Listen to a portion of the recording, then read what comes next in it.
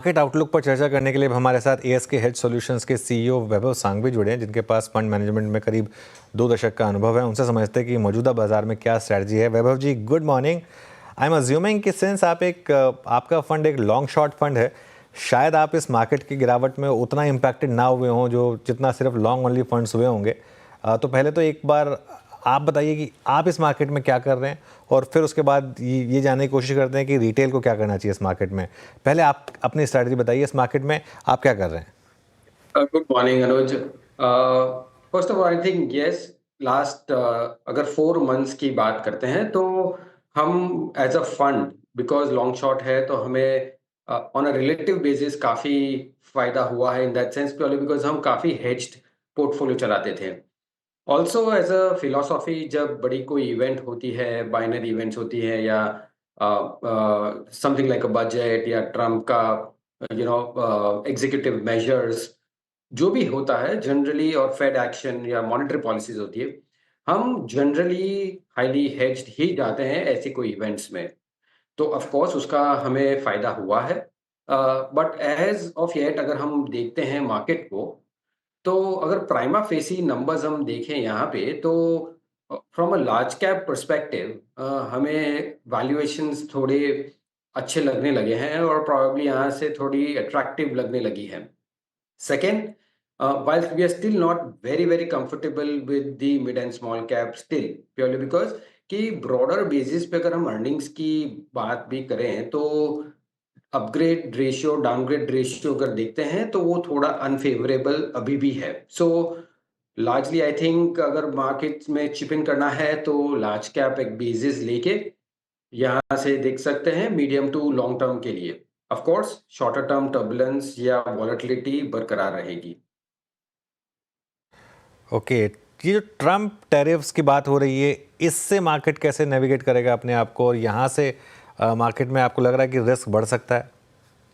C I think अनुज, ये Trump tariffs अगर हम एक इंडिकेशन मिल सकता है कि लास्ट 4 साल जो उनकी रेजिम रही है अर्लियर, या यहाँ से हमें काफ़ी इंडिकेशन मिल सकता है कि वो जनरली टैरिफ्स को कैसे देखते हैं। हमें लगता है कि ये टैरिफ्स श्योरली एक नेगोशिएटिंग टूल है to come to the table to have a favourable trade deal. So हमें नहीं लगता है ये पर्सिस्टेंट कंसर्न है या लॉन्गर टर्म कंसर्न है टैरिफ्स के के अनुसार। हमें लगता है ये टैरिफ्स को वो एक नेगोशिएटिंग टूल लेके बेटर डील नेगोशिएट करने की कोशिश करेंगे, और हमें दिखा दिखा भी है कि मेक्सिको के साथ उन्होंने इमीडिएटली 24 आवर्स में रिवर्स भी किया once people were on the negotiating table. So all in all I think ये एक टेम्पररी टूल है, और उसी के टर्बुलेंस में अगर वीकनेस में अगर मार्केट में कुछ अच्छी बेटर अपॉर्चुनिटीज मिलती है तो वो मीडियम टू लॉन्ग टर्म के लिए बेटर हो सकती है। ओके वैभव जी नमस्कार। वीरेंद्र बोल रहा हूँ दिल्ली स्टूडियोज से। एक दो स्पेस, मतलब आप जब इस मंच पे आए उससे पहले हम डिस्कस कर रहे थे अनुज और मैं, जहाँ पे लिक्विडिटी का फ्लो जो है वो प्राइसिंग तय करता है। हम रियल स्टेट की बात कर रहे हैं और अल्टीमेटली ऑन रियल स्टेट इंसरी स्पेस पिछले 3 महीने का प्राइस डैमेज और रियल स्टेट इंसरी में तो पूछिए मत। आई मीन प्राइस डिस्ट्रक्शन 50% हुए हैं। इस पे आपका टेक क्या है, क्योंकि इक्विटी का पेन ट्रांसलेट वहां भी हो रहा है, वहां पे ही वो वेल्थ जाती है, चेस करती है रियल स्टेट को। इस पर आपका टेक क्या होगा? Yeah, of course. I think, liquidity ka pain, starting from market, it kind of spreads to many different areas as well. But मेरे अनुसार अगर हम देखते हैं कि लास्ट 4 महीने में जिस हिसाब से एफपीआई की बिकवाली रही है और नेट नेगेटिव फ्लोज देखने मिले हैं, ये लार्जली एक थीम ये है कि यूएस की तरफ काफ़ी फ्लो जा रहा है। नाउ आपने रियल एस्टेट की बात की, but I wanted to give a larger perspective first and then come to that real estate, saying that कि वंस जो larger flow towards developed market जा रहा है और खास करके यूएस में, तो लिक्विडिटी डेफिनेट है कि यहाँ से भी स्क्वीज होनी है। और लास्ट 4 महीने में हमने देखा है कि फ्लोज कंसिस्टेंटली नेगेटिव रहे हैं, और हम ये भी कहते हैं कि it's not going to be कि ये कंटिन्यूड रहेगा every day, day in and day out over a period, eternity, और प्रोबेबली कंसिस्टेंट बेसिस। हमें लगता है कि at some point in time this will reverse, और जब भी डॉलर थोड़ी वीकनेस बताएगी, हमें लगेगा कि इमर्जिंग मार्केट्स में फ्लो की संभावना है कि वो वापस रिज्यूम कर सकता है। Or on a relative basis, while China is little okay, but India will start to get some amount of flow. There is no better indication of liquidity coming back other than कि valuations better हो सकती हैं, और stable currency हो सकती है. So all in all, अगर ये रहता है तो हम वापस resumption of flow देख सकते हैं, और after a lull period, after a brief period of weakness on the broader market and different sectors including real estate, हमें लगता है वो रिज्यूम करेगी, बट तब तक आई थिंक वो टर्बुलेंस पेन पीरियड रह सकता है। अच्छा वैभव जी, अब इसी नोट पे हमने अब क्योंकि डॉलर का जिक्र कर ही लिया, आपके आते आते आज बाजार में एक चीज़ और हुई कि निफ्टी आईटी, जो कि अभी भी अगर आप पिछले 4 महीने के प्राइस परफॉर्मेंस को देखें versus rest of the market, ठीक है, लेकिन अगेन ये भी इंडेक्स रिट्रेस होकर 200 डे एक्सपोनेंशियल मूविंग एवरेज पे आ गया है। प्राइस डैमेज यहाँ भी हुए हैं। आईटी में अब आपकी राय क्या है, एंड स्पेशली अगर हम थोड़ा बाइसेक्ट करें, पिछले अगर मैं 20 दिन के प्राइस बिहेवियर को देखूं तो लार्ज कैप आईटी फिर भी सेफ रहा है in comparison to mid cap IT. Cooling off यहाँ पे कम हुई है, आपका टेक इस बात?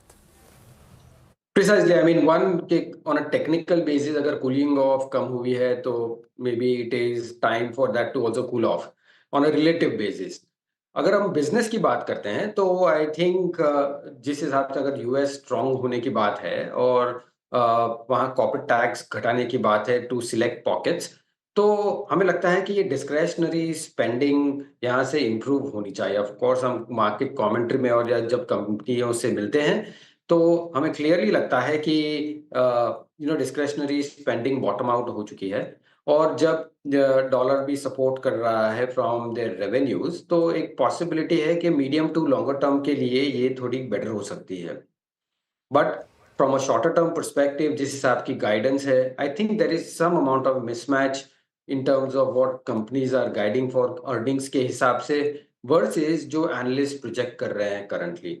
सो एक करेक्शन का दौर हो सकता है इसमें, और जब करेक्शन होने के बाद ये थोड़े वैल्यूएशंस और बेटर हो सकते हैं, तब ये पूरा स्पेस हम देख सकते हैं।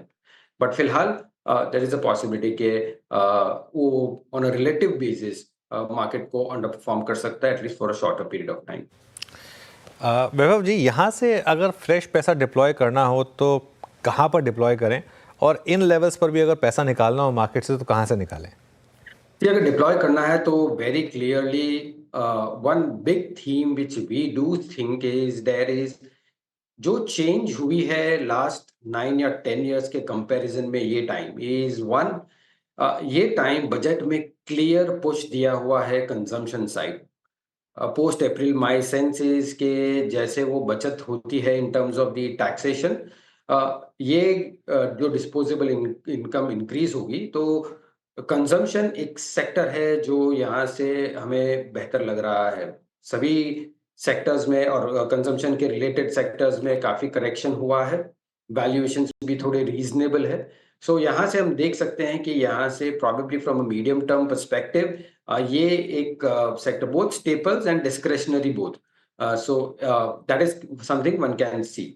इन एडिशन टू दैट, हम फाइनेंशियल सर्विसेज सेक्टर्स को देख सकते हैं, बैंकिंग, प्राइवेट बैंक्स खास करके देख सकते हैं। सो ये सब सेक्टर्स हमें पॉजिटिव लग रहे हैं। What we will avoid, of course industrial और कैप गुड्स काफ़ी करेक्ट हो चुके हैं, बट हमें लगता है कि एक constitution of the market is likely to change from industrial cap goods to consumption driven kind of sector. So अगर करेक्शन में ऊपर आते हैं technically from a cap goods और industrials after this deep correction, तो वहां से हम अवॉइड करेंगे from an overall sectoral basis. अच्छा वैभव जी, आखिरी प्रश्न आपसे यहाँ पे, प्राइस डैमेज एक स्पेस में और हुआ, वो था इंश्योरेंस स्पेस, बट बीते 3 महीने या फिर 2 महीने में कंपेयर करूँ तो वर्सेस जो स्लाइड था मार्केट का, उससे कंपेरेटिवली स्टेबल रहे स्टॉक। इंश्योरेंस में आपका व्यू क्या है इस वक्त? इंश्योरेंस एक ऐसा सेक्टर है जहाँ रेगुलेटरी न्यूज़ कंटिन्यूसली आते हैं, now from a business perspective, India being an बहुत ही अंडर पेनिट्रेटेड इकोनॉमी है from an insurance perspective, so scope of the business itself बहुत ही बढ़िया है। बट जैसे रेगुलेशंस इवॉल्व होते हैं, जैसे फाइन ट्यून होते हैं, तो आई थिंक उसी को डाइजेस्ट करने के बाद जब वैल्यूएशंस अपीलिंग लगते हैं from a medium term perspective, तो ये sectors from a medium to long term perspective देख सकते हैं। इमीडिएट टर्म में I think insurance bill pass करने की भी बात थी, सो वो सभी हम देखेंगे। और सेकेंडली यूनियन बजट में भी उसका एफडीआई भी इंक्रीज किया गया है। सो आई थिंक ये सेक्टर्स में पॉजिटिव न्यूज़ डेफ़िनेटली है, but from a regulatory perspective just ध्यान रखना चाहिए कि फ्रॉम एन इंटरमीडिएट पर्सपेक्टिव जो बैंक इंश्योरेंस की का मेजर आना बाकी है, वो उसके बाद ये सेक्टर्स को हम प्रोबेबली कंस्ट्रक्टिवली देखेंगे। ऑलराइट, वैभव जी बहुत बहुत शुक्रिया आज हमारे साथ जुड़ने के लिए और इन सब टॉपिक्स पर बात करने के लिए।